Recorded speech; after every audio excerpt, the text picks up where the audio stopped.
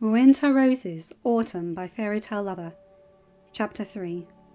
Marjorie rushed after Daenerys as soon as she had turned away to leave, following her all the way up to the tower to the bedroom she had been occupying. She was breathing hard, shaking all over. "Shh, my dear, don't be like that," Marjorie said, drawing the lady into a hug.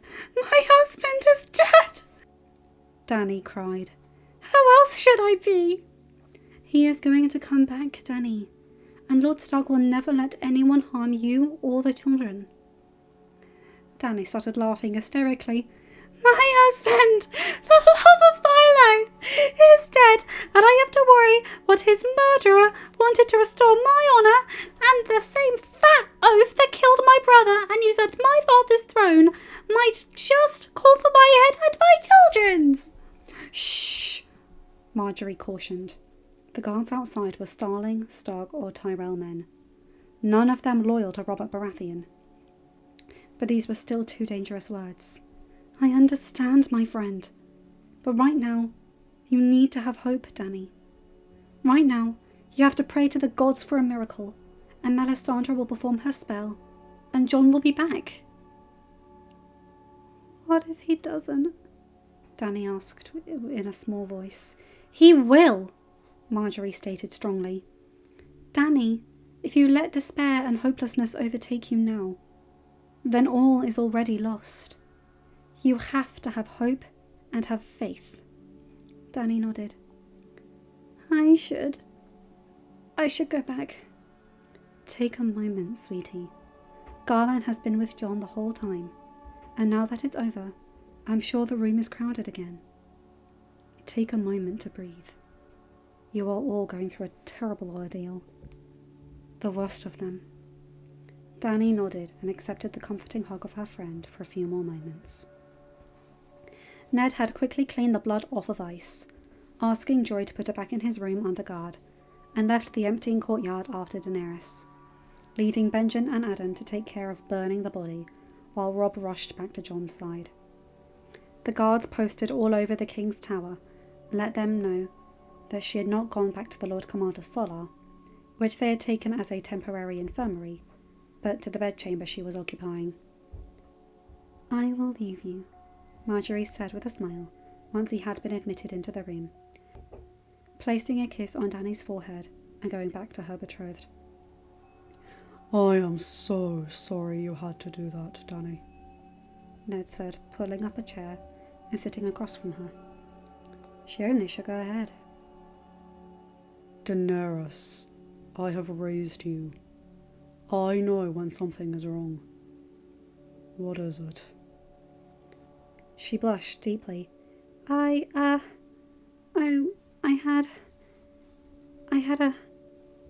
I think you could call it a vision this morning," she said, glad for the distraction.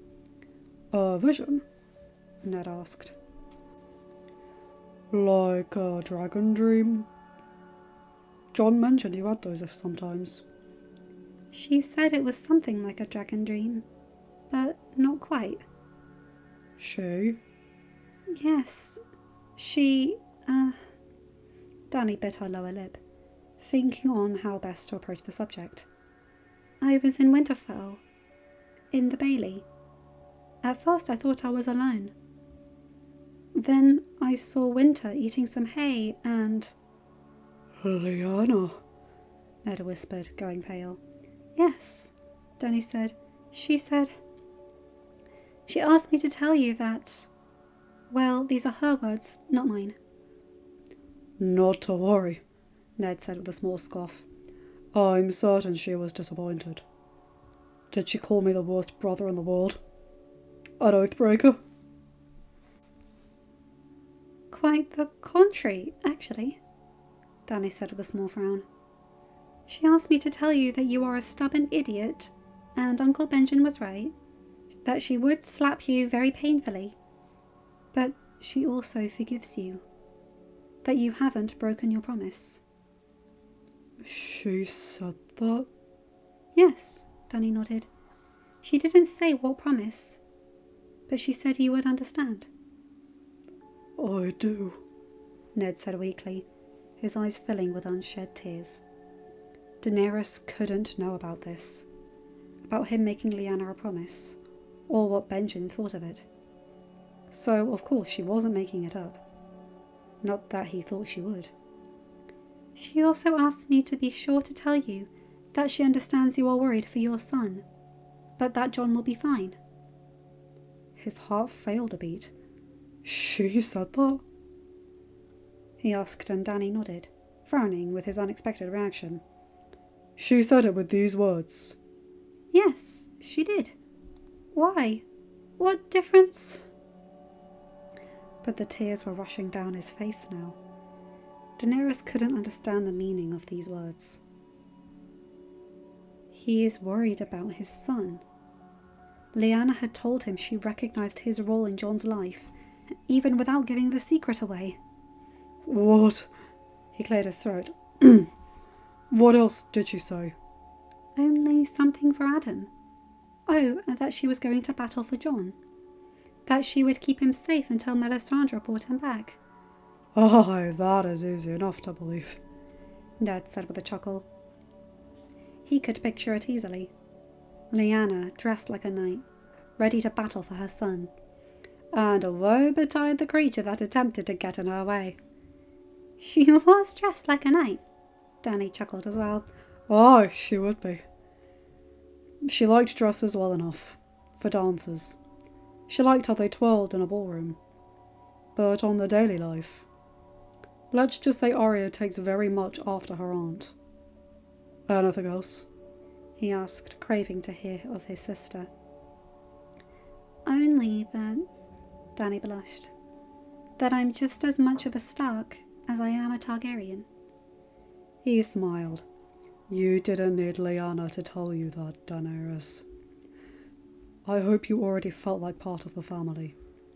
She blushed and looked away, going as far as taking her hands from his, and standing up to go to the window. I see now that we arrived at the point that is distressing you. Is it not enough that my lord husband is dead? She asked. Aye, I dare say that is quite enough. But I think there is something else. You were not this disconcerted before. It is nothing, father, she said in a shy whisper. Ned went after her, turning her around to face him, squeezing her hands, then lifted her chin softly.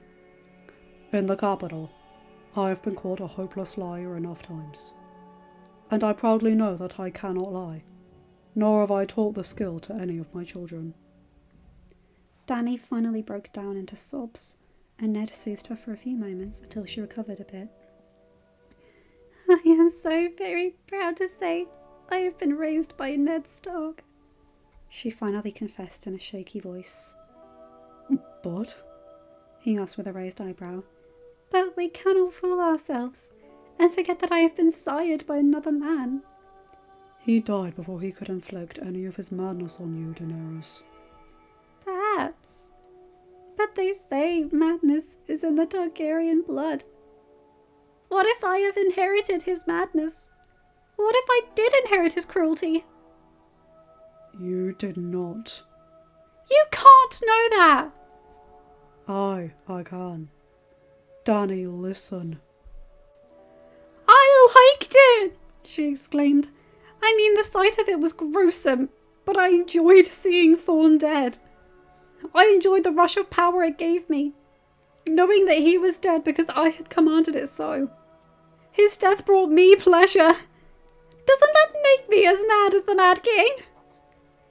Ned put one hand on her shoulder and forced her to look at him. No, Dany, it does not. Thorne committed an odious crime. He murdered your lord husband cowardly and then claimed it was to honour you. You can't be blamed for being happy he has paid for his crime.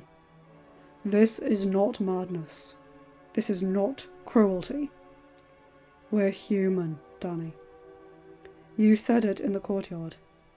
He admitted to his guilt, and you followed the law of the land.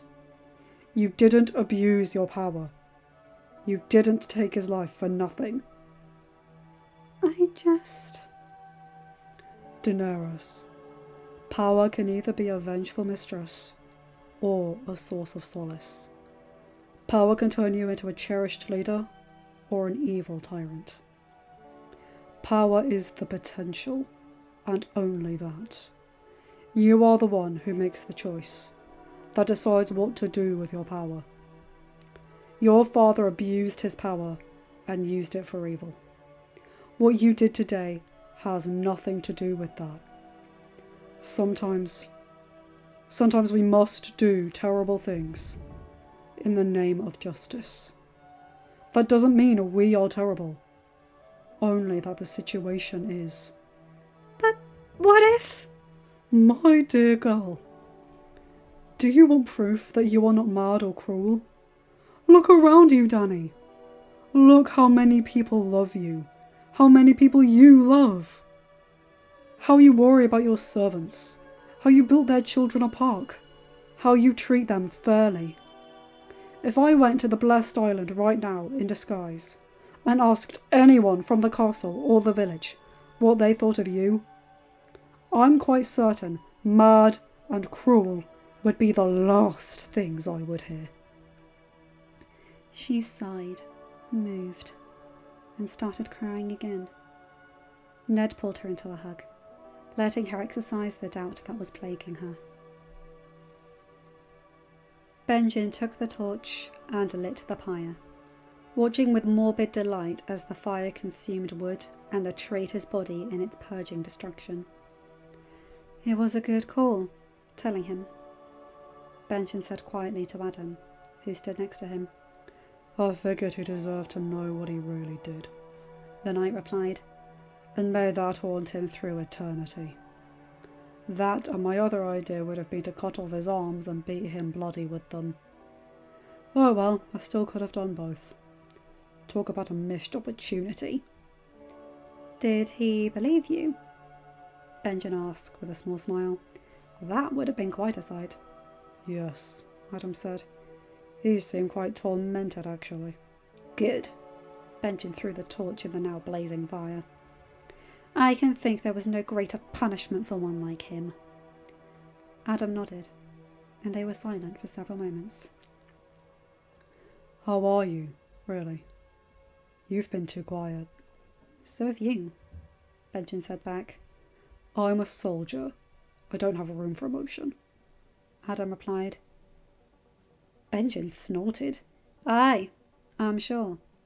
Well, I'm a soldier as well, he exhaled. I thought, after the rebellion, that I'd gotten used to the black hole of loss in my heart. But life is a fucking mess. That black hole just keeps on growing. Why do we even bother caring about others? My late lady mother once said, when I announced I was going to accept the white cloak, that we weren't built for loneliness. That loss is terrible and dark and consumes us, but it only hurts because we feel. Solitude is a silent enemy. It encroaches on you and takes you down before you even realise. Benjen clenched his jaw, fighting the truth of the words. After the rebellion, for 15 years, he had been reclusive in the rebuilding of the Midnight Fortress, feeling a breath of fresh air every time he went to Winterfell and saw his nieces and nephews, but otherwise fighting the suffocating loneliness every day. Then John and Dany moved into their home and brought a hurricane of fresh air with them. He could never go back to solitude, he knew. Not when he had known happiness with a lovely wife. Not when he held his son in his arms. I think she was right, Adam continued. Loss is terrible and dark, and it fucking kills us from the inside. But after a decade and a half alone in exile, I know that it's loving that gives us the strength to fight. Aye, Benjen agreed easily. It's only when you love what you fight for that you care to protect it. Yes. And that is why I was all the way in Dawn following Rhaegar's commands and protecting your sister, rather than standing at my post by the Iron Throne. That is why, in the end, Aerys lost. People were fighting for House Targaryen because they loved Rhaegar. But once he fell, not one of them could fight for Aerys. Adam threw his torch on the pyre and turned around, returning to the castle. Benjen stayed for a moment longer, watching the fire destroy and cleanse in a hypnotizing dance. Arya threw herself face first on the bed, huffing in pure annoyance. Regardless of her relative calm the night before, this morning after breakfast, Ella had brought the girl back to her chambers and locked her inside, saying that she was going to be grounded for a full week for attempting to run away. She could have her meals with the family, but otherwise she was confined to her rooms. There was even a guard posted on the balcony directly beneath Arya's, another at the foot of the tree, so that escape was truly impossible. Sometimes the girl hated her stepmother's ingenuity. Septa Mordain was infinitely easier to fool. It wasn't even time for lunch yet, and Arya was already bored out of her mind. And her worry about what was happening up at Castle Black was not helping anything. Nymeria had been outside when Ella brought the girl upstairs, and, in a way, it was better. It made no sense for the two of them to be locked up, especially because Nymeria had clearly disapproved of the plan, going as far as bringing Gendry and Hotbird to convince Arya to stay in the island. She flopped to her back, huffing again. She needed to find something to do, otherwise she might just go crazy.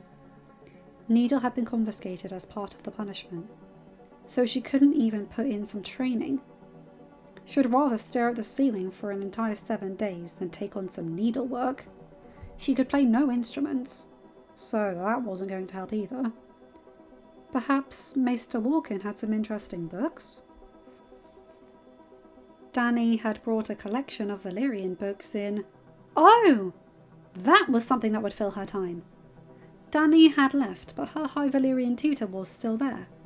Perhaps learning a new language would be time-consuming enough to provide enough distraction. And Syria was from Braavos, so they could speak in Valyrian during their training sessions when she returned to King's Landing. And since it was studying, Ella was not going to deny her. Not like Septa Mordain would deny foreign evils.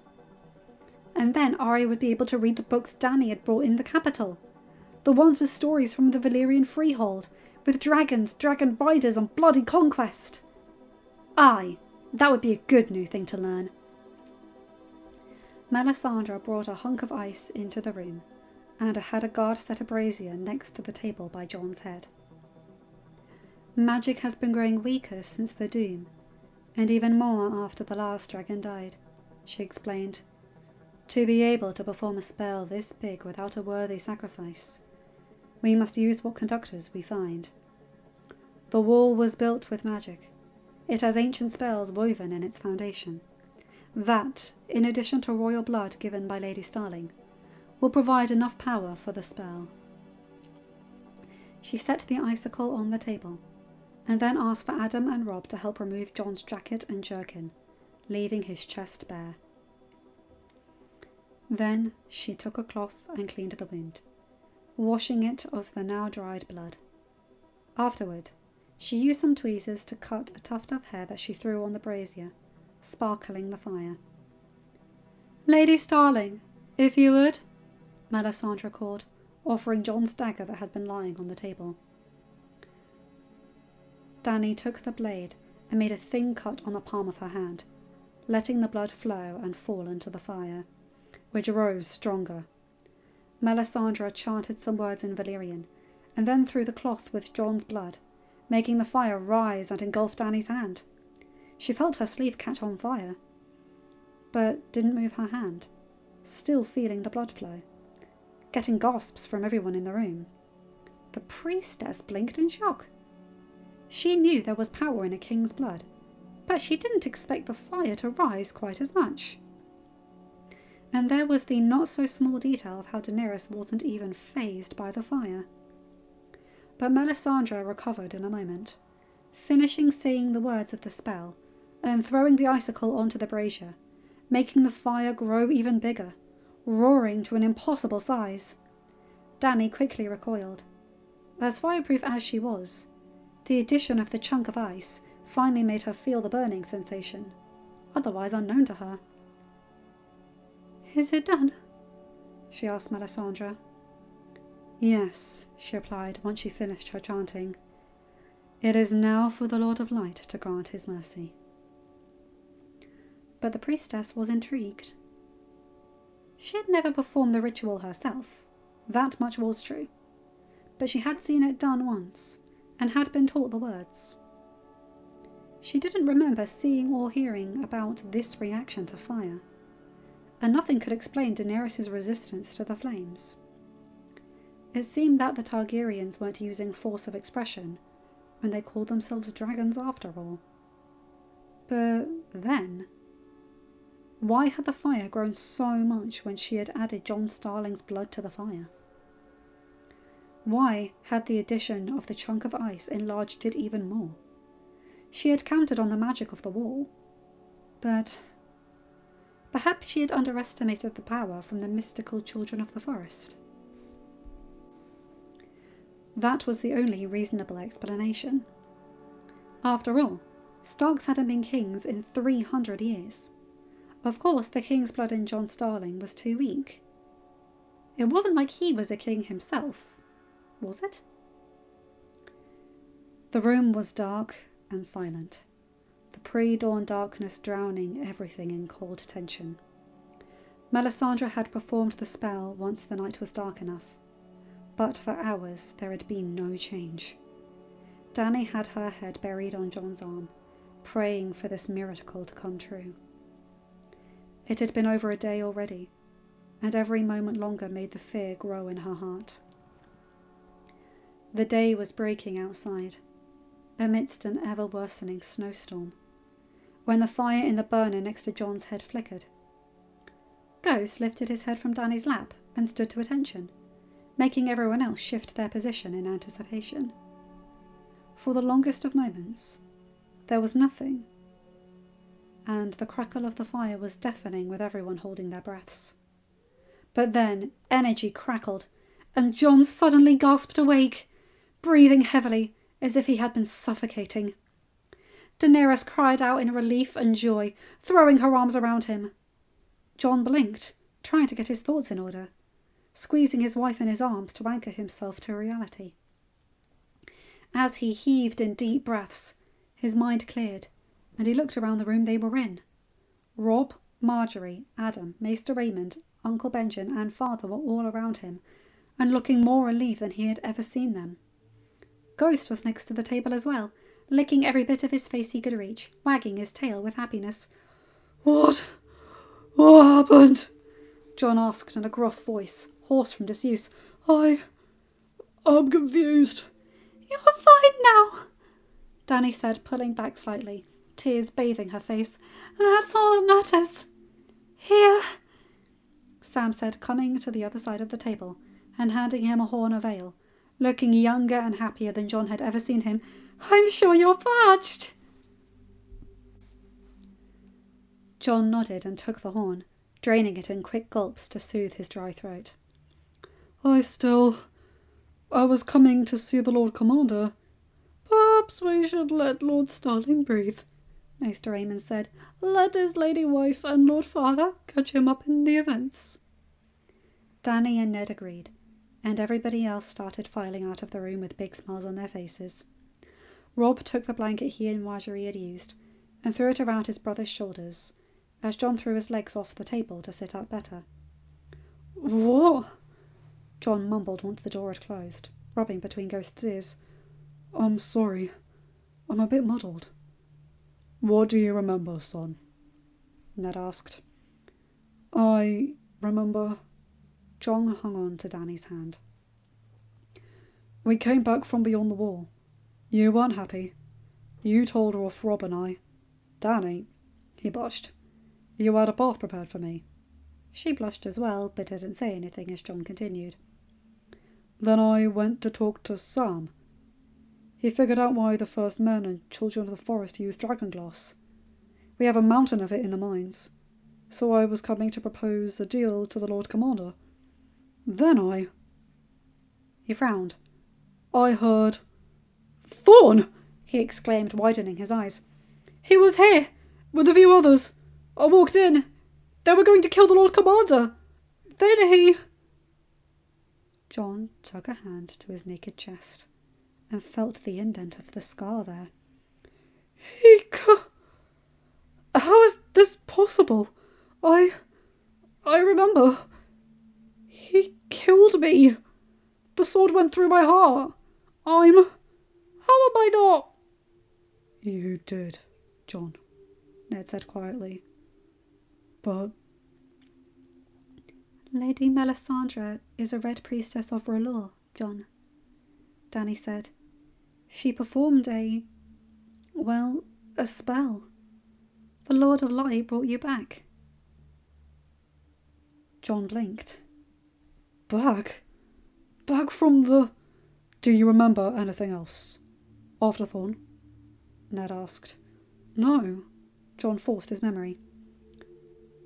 There was only darkness, but a faint... Perhaps he was muddling it with the time Tormund had knocked him out, but he had the faint memory of the Northern Lullaby. His mother singing the Northern Lullaby. No, he declared. There was nothing. It doesn't matter, Dany said. You're back. You're fine. That is what matters. Of course, Ned said with a smile. Then he lightly cuffed John's ear.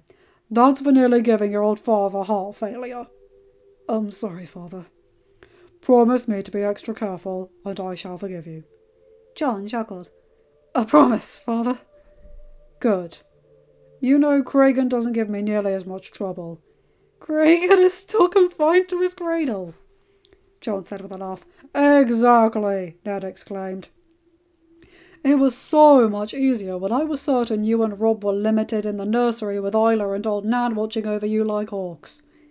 John laughed and Ned ruffled his hair. You feeling all right, son? John absent-mindedly rubbed his new scar. I'm alive, Father. That is all enough for me. Isla was kneeling on the grass in front of the heart tree.